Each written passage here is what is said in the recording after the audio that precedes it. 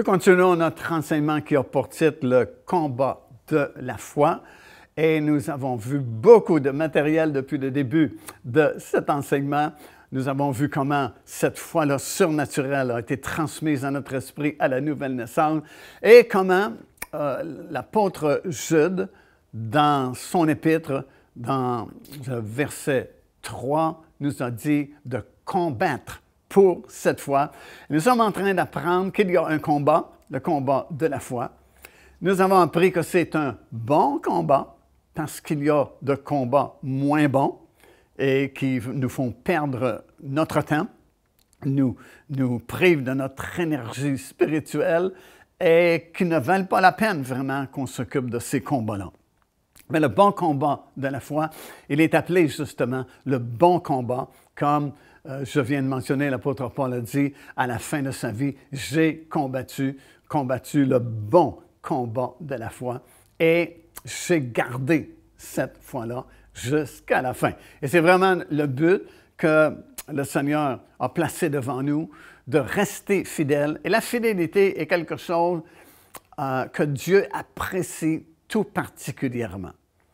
D'ailleurs, Paul dit aux Corinthiens, tout ce que Dieu demande aux dispensateurs ou à ses serviteurs, c'est qu'ils soient fidèles, reconnus fidèles. Et un jour, vous savez, chaque enfant de Dieu devra comparaître devant ce que la Bible appelle le tribunal de Christ. Et c'est dommage que c'est rarement prêché dans nos assemblées parce que c'est une motivation extraordinaire pour rester fidèle, pour bien combattre le bon combat de la foi, sachant qu'un jour, qu'on aime ça ou non, qu'on le veuille ou non, c'est incontournable. Chaque personne, individuellement, personnellement, devra rendre compte de la façon qu'il a vécu sa vie chrétienne, depuis le moment où il a été sauvé jusqu'à la fin de son voyage ici-bas, dans le but de recevoir des récompenses qui ont été promises à ceux qui seront restés fidèles jusqu'à la fin. Et le critère sur lequel nous serons jugés au tribunal de Christ, c'est justement la fidélité à faire ce que Dieu nous avait demandé de faire, à obéir à ce que Dieu nous avait demandé. Et les récompenses, comme dit l'apôtre Paul, seront complètement disproportionnées avec le peu que le Seigneur nous a demandé de rester fidèles.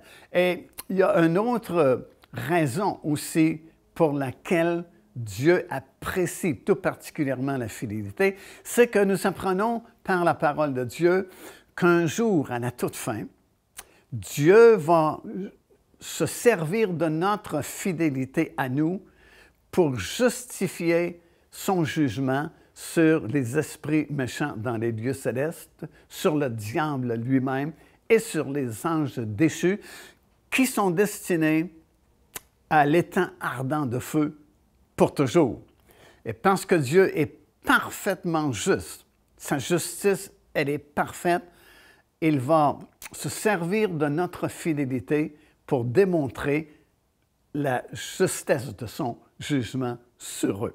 Ce que je veux dire, c'est que ces créatures angéliques qui se sont rebellées contre Dieu, il n'y a pas de salut possible pour eux parce qu'au tout début, ils avaient pleine connaissance de Dieu, vivaient dans la gloire de Dieu. On parle de Lucifer, par exemple, qui était un chérubin aux ailes déployées, protecteur du trône de Dieu dans les lieux célestes, dans le ciel. Alors, c'était un monde parfait, un monde où il n'y a pas d'épreuve, il n'y a pas de lutte, il n'y a pas de combat. Tu sais, il y avait tout pour eux et malgré ça, se sont rebellés contre Dieu et le jugement de Dieu est tombé sur eux. Mais par notre fidélité, Dieu va démontrer que même des créatures qui ont été terriblement affaiblies par le péché et qui sont obligés de marcher justement par la foi et qui sont obligés de subir des luttes, des combats, les attaques justement de l'ennemi, le doute, la condamnation, le manque de compréhension, parce qu'on comprend juste en partie, comme dit l'apôtre Paul. Un jour, on comprendra comme on a été connus, mais présentement, on est tous limités dans notre connaissance. Alors, il y a des périodes où on ne comprend pas pourquoi Dieu a agi de telle façon ou que Dieu n'a pas agi de telle façon. Et on est obligé de marcher uniquement par la foi, sans comprendre quelquefois. Et malgré tout cela, malgré que notre nature a été affaiblie, malgré qu'on est sujet à des tentations, aux doutes, à des épreuves, malgré ça, on ne s'est pas rebellé contre Dieu, nous sommes restés fidèles jusqu'à la fin. Alors, comprenez-vous comment Dieu va pouvoir justifier sa décision d'envoyer ses créatures angéliques dans les temps de feu pour toujours, en démontrant que même des gens affaiblis, avec une nature battue d'avance, sujettes à l'épreuve, à la tentation, au doute et le manque de compréhension, eux sont restés quand même fidèles jusqu'à la fin de leur vie. Alors, c'est une des raisons pour laquelle Dieu apprécie tout particulièrement notre fidélité, parce que c'est quelque chose vraiment d'exceptionnel. Alors, c'est pourquoi Paul, à la fin de sa vie, a pu dire « J'ai combattu le bon combat, j'ai gardé la foi », parce que malgré les épreuves, et s'il y en a un qui a subi des épreuves en grand nombre durant sa vie terrestre, c'est bien l'apôtre Paul, mais malgré tout ça, il est resté fidèle. Maintenant, nous, en plus, pour nous encourager, la Bible dit que nous sommes environnés d'un grand nombre de témoins, comme nous le lisons dans l'Épître aux Hébreux, dans le 11e chapitre. Et ce sont tous des gens qui ont accompli par la foi des exploits extraordinaires. Et la plupart d'entre eux étaient des personnes bien ordinaires. Oui, il y a des gens qui étaient de grands serviteurs de Dieu, mais il y en a d'autres qui sont mentionnés que c'était des gens bien ordinaires, sans talent particulier, qui n'ont pas accompli des exploits extraordinaires comme certains autres qui sont mentionnés, mais ici, on leur rend témoignage qu'ils ont gardé la foi. Alors, vous commencez avec Abel, qui a offert un sacrifice plus excellent par la foi. On parle de Noé, qui a construit cette arche par la foi, parce qu'il ne pleuvait encore pas sur la planète au moment où Dieu lui a dit « Il y a un grand déluge qui va venir, puis tu as besoin, pour sauver ta vie et celle de ta famille, de construire une arche. » Ben, c'est par la foi qu'il l'a fait. Abraham est parti par la foi vers un lieu où il ne savait même pas, qu'il ne connaissait pas.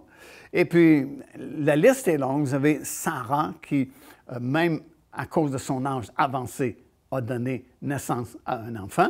Et la liste est longue jusque dans Hébreux chapitre 12, verset 1, qui dit ceci, « Nous donc aussi, puisque nous sommes environnés d'une si grande nuée de témoins. » Tous ceux qui sont mentionnés dans ce 11e chapitre. « Rejetons tout fardeau et le péché qui nous enveloppe si facilement et courons avec persévérance dans la carrière qui est ouverte, ayant les regards fixés sur Jésus, le chef et le consommateur de notre foi. » Wow! Ça, c'est un grand chapitre pour nous servir d'encouragement, voyant qu'il y a des personnes, et de nombreuses personnes, qui ont marché par la foi, ont vaincu par la foi, et c'est écrit comme un encouragement pour nous de persévérer, de ne pas abandonner la foi, et de dire à la fin de notre vie, comme l'apôtre Paul, « J'ai combattu le bon combat, j'ai gardé la foi. » Et pour nous aider, bien sûr, à rester fidèles jusqu'à la fin, il y a beaucoup d'armes qui sont mises à notre disposition. Nous apprenons dans la parole du Seigneur comment, par le Saint-Esprit, nous sommes évidemment conduits dans la parole de Dieu. Et nous pouvons rester fidèles. C'est qu'on a la capacité de rester fidèles jusqu'à la fin. Et il y a beaucoup d'exemples qui nous sont donnés dans la parole du Seigneur. Puis je vais revenir à ce que j'avais souligné dans la première partie de cette étude, l'Église des Thessaloniciens. C'est vraiment remarquable parce que, vous connaissez sans doute l'histoire, l'apôtre Paul voulait aller témoigner dans ses voyages missionnaires en Asie parce que c'est son lieu d'origine, il venait de cette région-là. C'est comme il y avait à cœur les gens qui vivaient dans cette région. Mais nous apprenons dans le livre des Actes des Apôtres qu'il avait été empêché par le Saint-Esprit de témoigner et de prêcher la parole de Dieu dans ces endroits-là. Et puis, c'est arrivé à 2 ou 3 reprises, comme nous le disons dans le livre des Actes des Apôtres. Et finalement, ils se sont repliés sur un endroit qui s'appelait Troas. Troas est situé juste à la limite de l'Europe et de l'Asie, sur le bras de mer qui sépare justement l'Asie de l'Europe. Et vous savez l'histoire, vous connaissez le récit durant la nuit, parce qu'il campait sur le bord de ce bras de mer. Durant la nuit, un Macédonien qui lui est apparu, quelqu'un de la Grèce, et qui lui a dit « Passe ici et secours-nous ». Et puis, le lendemain matin, lorsqu'ils se sont réveillés, Paul a partagé le songe qu'il avait eu, et ils en ont conclu, ça veut dire qu'ils en ont discuté ensemble, ils en ont conclu que Dieu les appelait du côté de l'Europe plutôt que de l'Asie. Alors, ils sont traversés de l'autre côté et la première petite ville qu'ils ont rencontrée, c'était la petite ville de Philippe. Et puis, Paul s'est informé où était la synagogue parce que sa coutume, c'était toujours de prêcher d'abord aux Juifs, ensuite aux autres.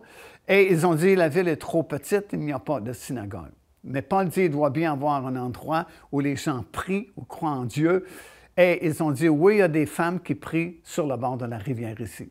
Et justement, Paul est allé à cet endroit, a prêché la parole de Dieu, et puis les gens ont été sauvés. Une première femme qui venait justement de l'Asie et qui était une marchande de pourpre qui venait de Thyatire, mais elle était en voyage d'affaires en Europe. Ce fut la première convertie du côté de l'Europe. Et puis, c'est vraiment extraordinaire parce que, pour faire une histoire courte, c'est comme ça qu'ils se sont retrouvés plus tard en prison et que Dieu les a délivrés de la prison. Et puis, ils sont partis après pour Thessalonique. Et à Thessalonique, wow, beaucoup de succès. Beaucoup de personnes acceptent le Seigneur Jésus-Christ et l'Église est formée. Mais comme j'ai mentionné dans la première partie de cet enseignement, à cause de la persécution, ils sont obligés d'abandonner des nouveaux qui viennent d'accepter le Seigneur pour s'en aller à Bérée et ensuite à Athènes. Et là, Paul est inquiet parce que c'est comme il y a beaucoup de gens qui ont accepté le Seigneur. Il les a laissés sans pasteur, sans autorité spirituelle, et il va dépêcher Timothée plus tard, va lui demander d'aller à Thessalonique pour s'informer s'ils sont toujours attachés au Seigneur. Et comme nous le savons, Timothée va faire un rapport positif à l'apôtre Paul, disant que de ne pas s'inquiéter parce qu'il continue, il persévère dans la foi, parce que, dit-il, lorsque tu as prêché la parole de Dieu, ils n'ont pas accepté la parole d'un homme, mais ils ont accepté la parole de Dieu, prêchée par un homme, et ils sont restés fidèles, et ils sont forts, solides dans la foi qu'ils ont reçue en cadeau à la nouvelle naissance. Alors, c'est possible de rester fidèle jusqu'à la fin. Devenez partenaire avec le ministère par votre soutien financier et aidez-nous à planter le flambeau de l'Évangile à travers le monde entier. Vous recevrez un enseignement vidéo à tous les mois de la part de l'évangéliste Mario Massicotte, ainsi que notre bulletin de nouvelles prophétiques, incluant des enseignements bibliques, des nouvelles du ministère et des commentaires sur les actualités prophétiques. Débutez maintenant en visitant paindevie.org ou en nous écrivant par courriel à info@paindevie.org. Maintenant, comment peut-on rester fidèle jusqu'à la fin? Comment peut-on avoir ce témoignage dans la fin de notre vie? Comme l'apôtre Paul, j'ai combattu le bon combat, j'ai gardé la foi.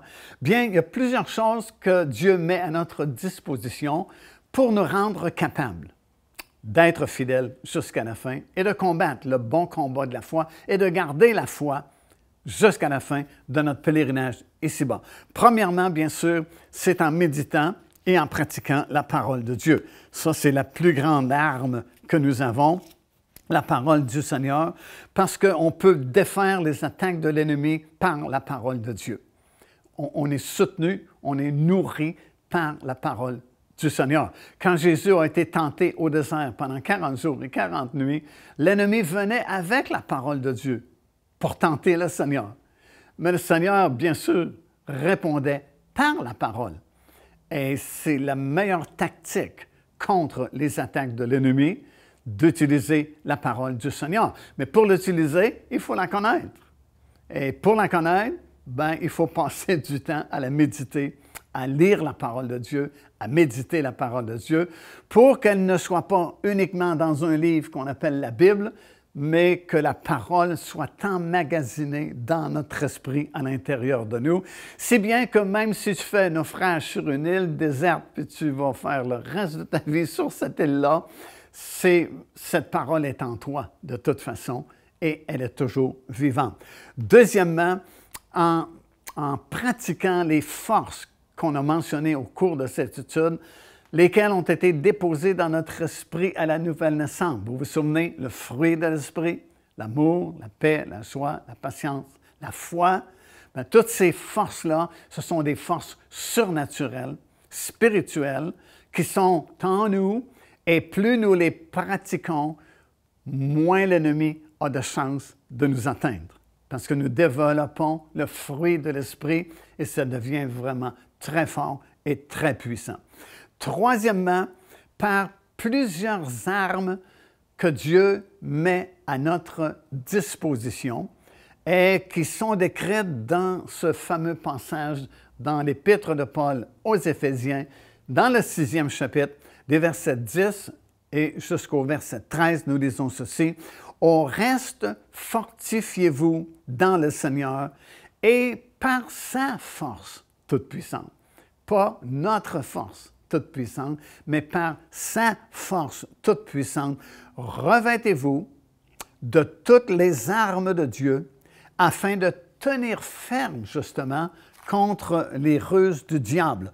Car, dit-il, nous n'avons pas à lutter contre la chair et le sang, mais contre les dominations, les autorités et tous les esprits méchants dans les lieux célestes. Et cette armée vraiment de démons, d'anges déchus et de Satan lui-même, notre combat, lorsqu'on dit de combattre le bon combat de la foi, ce n'est pas contre une église, ce n'est pas contre des frères et des sœurs dans une assemblée, mais c'est contre ce que nous venons de lire dans ce passage de l'Épître aux Éphésiens, contre des démons, contre des anges déchus et contre Satan lui-même. Et ça dit, c'est pourquoi prenez toutes les armes de Dieu. Attention, quand on médite la parole de Dieu, c'est qu'on s'arrête. On ne lit pas comme une course, mais on examine. Et quand on examine, on découvre des choses. Comme ici, ça dit, prenez les armes de Dieu. Ça veut donc dire que c'est nous qui décidons si nous les prenons ou non, ces armes-là. Alors, certains parmi nous ne connaissent même pas quelles sont les armes que nous avons à notre disposition, encore moins les utiliser. Donc, c'est libre à nous, parce que ça dit « prenez ». Parce que si c'était automatique, je n'ai pas besoin d'être exhorté en me disant « prenez les armes », parce que c'est automatiquement des armes que j'ai. Mais non, je dois les saisir, je dois les prendre. Prenez les armes de Dieu afin de pouvoir résister dans le mauvais jour. C'est quand le mauvais jour? C'est quand l'ennemi t'attaque. Ça, c'est un mauvais jour. Mais tu prends les armes qui sont mises à ta disposition et tu vas tenir ferme et après avoir tout surmonté, il dit, tenez donc ferme. Si vous étudiez ce chapitre-là, qu'on n'a pas le temps de faire présentement, mais si vous le méditez attentivement, vous allez voir comment ce mot-là revient à plusieurs reprises, le mot « ferme », de tenir ferme. Et même après avoir tout surmonté, encore une fois, tenez ferme. Et il énumère dans les versets suivants les armes qui sont mises à notre disposition afin de nous assurer continuellement de cette victoire dans le combat de la foi. Premièrement, dit-il, ayez à vos reins la vérité pour ceinture. C'est la parole de Dieu, évidemment. Et l'armure qui est décrite, c'est l'armure du soldat romain de cette époque-là. Et la ceinture que les soldats romains, c'était une ceinture très, très épaisse et très, très haute, qui couvrait tout le dos également et qui soutenait les reins du soldat, de telle façon que même si le soldat était blessé, il ne courbait pas, il restait ferme, restait debout, parce que la ceinture l'aidait justement contre les attaques de l'ennemi. Et la Bible dit, « Ayez à vos reins, afin de tenir ferme justement contre les ruses de l'ennemi, cette ceinture-là qui est la parole de Dieu. » Deuxièmement, il dit, « Revêtez-vous de la cuirasse de la justice. » La cuirasse de la justice, évidemment, c'est la justice du Seigneur Jésus-Christ qui nous a été donnée en cadeau. Et dès l'instant où tu comprends cela, que c'est plus ma justice, ce n'est plus ma sainteté, c'est pas ce que je peux faire ou ne pas faire, mais en acceptant le Seigneur Jésus-Christ, je suis placé en lui et parce qu'il est juste, je deviens juste. Parce que je suis revêtu de sa justice et de sa sainteté. Alors, quand je comprends cela, ça devient une cuirasse. Parce que je suis fort dans le Seigneur, parce que je ne compte pas sur mon habileté personnelle, je ne compte pas sur mes efforts pour devenir de plus en plus juste. Non, je suis déjà déclaré juste parce que je suis dans le juste, le Seigneur Jésus-Christ. Et ça devient une arme puissante surtout contre les attaques de condamnation de l'ennemi. Troisièmement, il dit, mettez pour chaussure à vos pieds le zèle que donne l'Évangile de paix. Autrement dit, fais quelque chose maintenant que tu es sauvé, fais quelque chose pour le royaume de Dieu. Il faut que tu aies des activités spirituelles. Il faut non seulement que tu médites la parole de Dieu, mais fais quelque chose, bouge. Et croyez-moi, dans l'œuvre, il y a toujours quelque chose à faire et tout le monde peut être très utile à l'avancement du royaume de Dieu dans ce monde. Ceux qui ne font rien pour le royaume de Dieu, habituellement, sont oisifs, et puis c'est une proie facile pour l'ennemi parce que tu n'es pas occupé dans les choses de Dieu, tu ne t'entretiens pas justement des choses de Dieu. Quatrièmement, il dit, prenez par-dessus tout cela le bouclier de la foi, avec lequel vous pourrez éteindre tous les traits enflammés du malin. Alors imagine toute l'armure que tu as. Puis ça dit ici, par-dessus tout ce que je viens de mentionner, prenez le bouclier de la foi. Le bouclier, c'est avant même que ça atteigne la cuirasse de la justice. C'est avant même les autres armes que je viens de mentionner, parce que le bouclier vient toujours en premier, il est toujours en avant. Et c'est lui qui déjà nous protège et arrête les attaques de l'ennemi, le bouclier de la foi. Et ce que nous avons compris au cours de cette étude, c'est que nous l'avons, la foi. Parce que tu ne peux pas être sauvé sans la foi.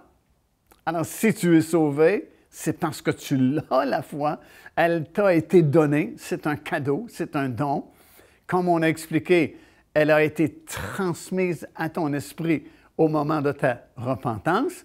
Alors, ne dites pas, moi, je n'ai pas de foi. C'est faux, parce que si tu n'avais pas cette foi-là, tu ne serais même pas sauvé. Alors, vous l'avez, la foi, il s'agit juste de l'exercer. Et plus nous l'exerçons, plus elle devient ferme et ça devient comme un bouclier qui déjà nous protège à l'avance des dommages que les attaques de l'ennemi pourraient causer à notre esprit. Cinquièmement, il dit, prenez aussi le casque du salut. Ça, c'est vraiment très important Parce que le casque, il va où? Il va sur notre tête. Et qu'est-ce qu'il y a dans notre tête? Le système de nos pensées.